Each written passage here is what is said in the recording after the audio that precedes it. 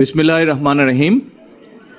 আজকের অনুষ্ঠানের সম্মানিত সভাপতি, মাননীয় আইনমন্ত্রী, উপস্থিত মন্ত্রী পরিষদের সদস্যবৃন্দ, সম্মানিত সংসদ সদস্যবৃন্দ, সম্মানিত বিচারক মণ্ডলী বগুড়া জেলায় উপস্থিত, এর বাইরে অনলাইনে কানেক্টেড বিভিন্ন জেলার থেকে কানেক্টেড বিচারকবৃন্দ, প্রশাসনিক কর্মকর্তাবৃন্দ এবং সকল উপস্থিত সুধীমণ্ডলী, আসসালামু আলাইকুম। দীর্ঘ ১.৫ দশকের ফ্যাসিবাদী শাসন শোষণ থেকে মুক্তির পর দেশে জনগণের সরাসরি ভোটে জনগণের কাছে দায়বদ্ধমূলক গণতান্ত্রিক সরকার প্রতিষ্ঠিত হয়েছে। বাংলাদেশের জনগণ তাদের হারানো গণতান্ত্রিক রাজনৈতিক অধিকার ফেরত পেয়েছে। আর কখনো যাতে কোনো স্বৈরাচার কিংবা তাবেদার জনগণের অধিকার কেড়ে নিয়ে দেশে ফ্যাসিবাদী শাসন প্রতিষ্ঠা করতে না পারে, সেটি নিশ্চিত করাই এখন সময়ের দাবি। এবং সেই লক্ষ্যেই বর্তমান সরকার দেশের প্রতিটি সাংবিধানিক প্রতিষ্ঠানকে শক্তিশালী করতে যথাযথভাবে পদক্ষেপ গ্রহণের চেষ্টা করছে।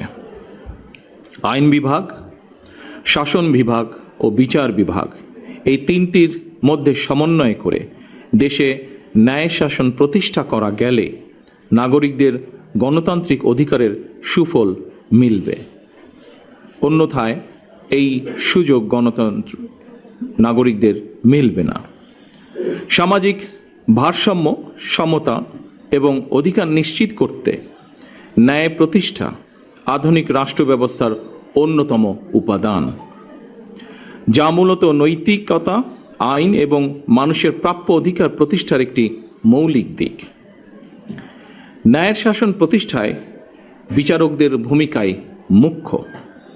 এ কারণেই স্বাধীনতার ঘোষক শহীদ রাষ্ট্রপতি জিয়াউর রহমান সংবিধানের ৪র্থ সংশোধনীর মাধ্যমে হরণ করা বাংলাদেশের বিচার বিভাগের স্বাধীনতার দ্বার উন্মুক্ত করেছিলেন। কিন্তু ফ্যাসিবাদী শাসন আমলে বিচার বিভাগকে দলীয় আদালতে পরিণত করা হয়েছিল। আইনের দোহাই দিয়ে শাসন চালালেও তখন দেশের ন্যায় বিচার ছিল না। ২০২৪ সালের আগস্ট মাসে দেশের স্বাধীনতা প্রিয় মানুষ অন্ধকারের শাসন থেকে মুক্ত করে নিজেকে, মুক্তি পায়। সুতরাং বর্তমান সরকার এবার দেশের ন্যায় শাসন প্রতিষ্ঠার মাধ্যমেই জনগণের ন্যায় বিচার পাওয়ার অধিকার প্রতিষ্ঠা করতে বদ্ধপরিকর। আদালত হয়রানির জায়গা নয়, বরং ন্যায় বিচার পাওয়ার নিরাপদ স্থল। জনমনে এমন বিশ্বাস দৃঢ় হলে সমাজ থেকে মব ভায়োলেন্স ও দূরীভূত হবে বলে আমি ব্যক্তিগতভাবে বিশ্বাস করি। এই জন্য বর্তমান সরকার ন্যায় এবং আস্থার জায়গা হিসাবে বিচার বিভাগকে প্রতিষ্ঠিত করতে কাজ করছে। প্রিয় সুধীবৃন্দ, দুর্নীতিমুক্ত, স্বচ্ছ ও স্বাধীন বিচার ব্যবস্থা প্রতিষ্ঠার মাধ্যমে বিচার প্রক্রিয়ায় জনগণের হয়রানি লাঘব করতে সরকার বিচার প্রশাসন ও বিচার প্রক্রিয়াকে সম্পূর্ণরূপে ইলেকট্রনিক ব্যবস্থায় রূপান্তরের অংশ হিসাবে বিচার ব্যবস্থার আধুনিকায়নে ই বেইল বন্ড পদ্ধতির বাস্তবায়ন কর্মসূচি অব্যাহত রেখেছে এবং যার ফলশ্রুতিতে আজ 7টি জেলায় এই প্রক্রিয়াটি চালু হলো। দেশের সকল আদালতে ই বেইল বন্ড পদ্ধতি চালু করা গেলে জনগণের বিচার প্রাপ্তিতে বিলম্ব ও বৈষম্য দূর করে ন্যায় বিচার প্রতিষ্ঠার সহায়ক হবে বলে আমরা বিশ্বাস করি।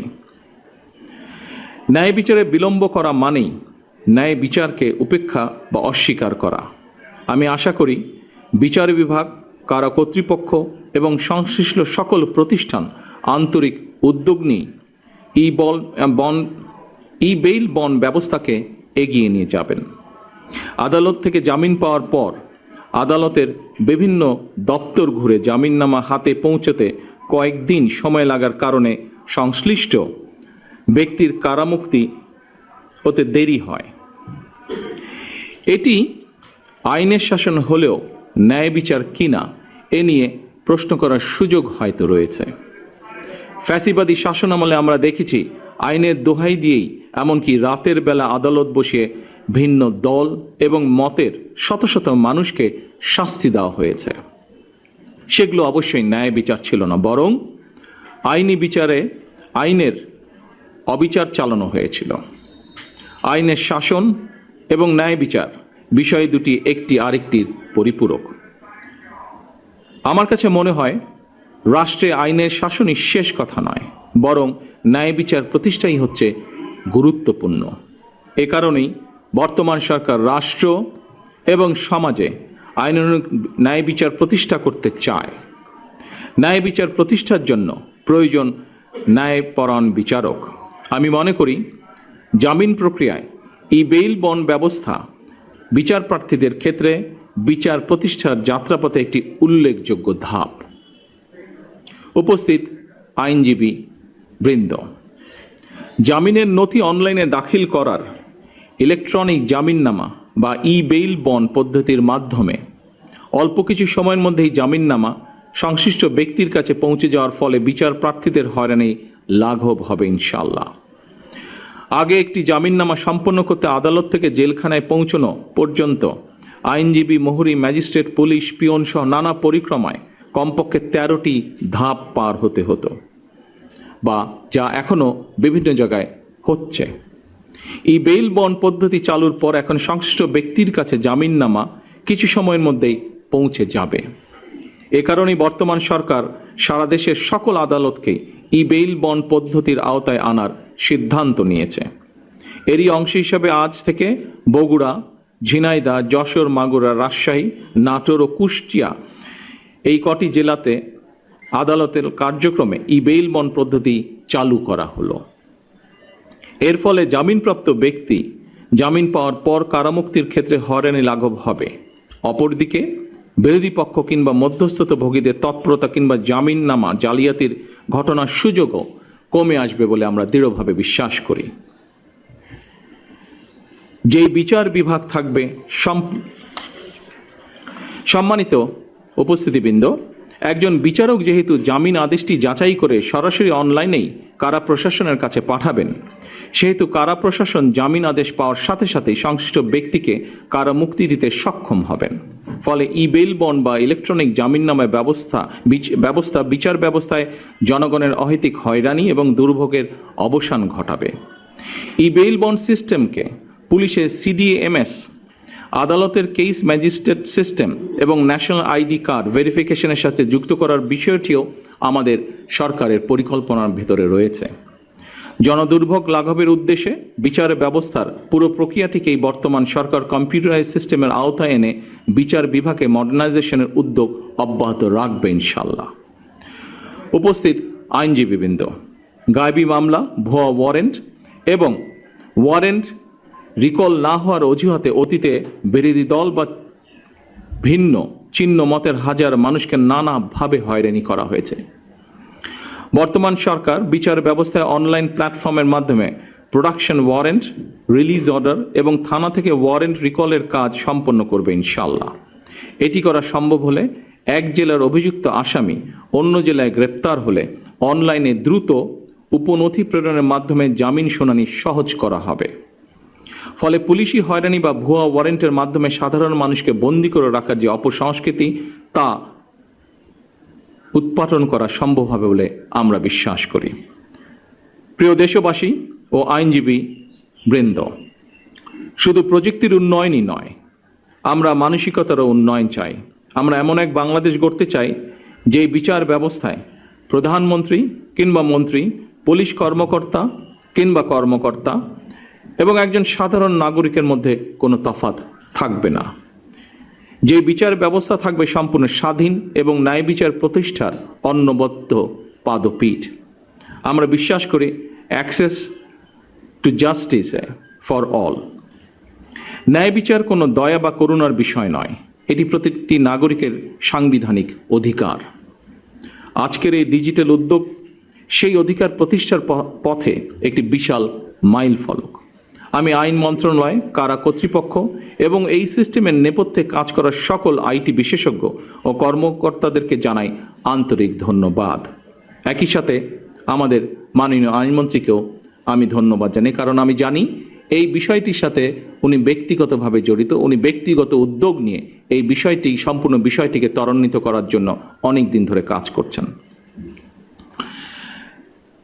আপনারা এই প্রযুক্তিকে সাদরে গ্রহণ করে বিচার প্রার্থীদের দ্রুত সেবা নিশ্চিত করতে অগ্রণী ভূমিকা পালন করবেন। আইনজীবী এবং বার অ্যাসোসিয়েশনের সকল সদস্যের প্রতি আমি এই আহ্বান রাখছি। আসুন আমরা সকলে মিলে একটি ন্যায়ভিত্তিক, স্বনির্ভর, সমৃদ্ধ, গণতান্ত্রিক বাংলাদেশ গড়ে তোলার জন্য কাজ করি। একই সাথে এখানে আরেকটি বিষয় আমি উল্লেখ করতে চাই। মাননীয় আইনমন্ত্রী সহ এখানে বিভিন্ন প্রশাসনিক কর্মকর্তাবৃন্দ উপস্থিত আছেন, বিশেষ করে যারা জেল কর্তৃপক্ষের সাথে বা সেখানে যারা কাজ করেন। আমি নিজেও 18 মাস জেলে ছিলাম। আমার একটি অভিজ্ঞতা আপনাদের সাথে খুব সংক্ষেপে আমি শেয়ার করতে চাই।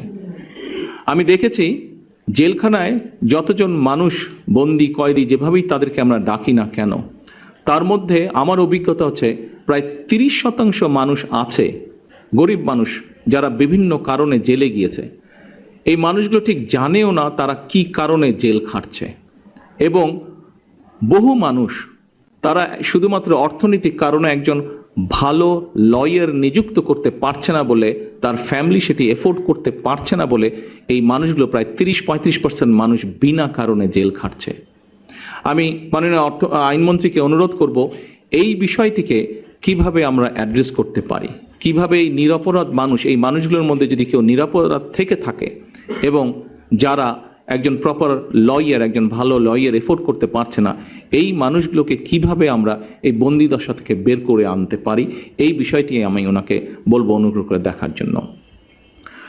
উপস্থিত সম্মানিত সকল উপস্থিতবৃন্দ, আমার এই বক্তব্য রেখে আজকে আমার বক্তব্য শেষ করছি। সকলে ইনশাআল্লাহ ভালো থাকবেন, সুস্থ থাকবেন। আল্লাহ হাফেজ। বাংলাদেশ জিন্দাবাদ।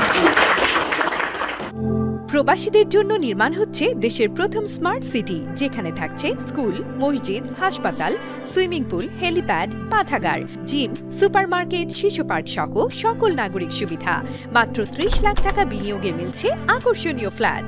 প্লাটিনাম ইনভেস্টরদের জন্য ঢাকা বিমানবন্দরে ভিআইপি প্রোটোকল সুবিধা।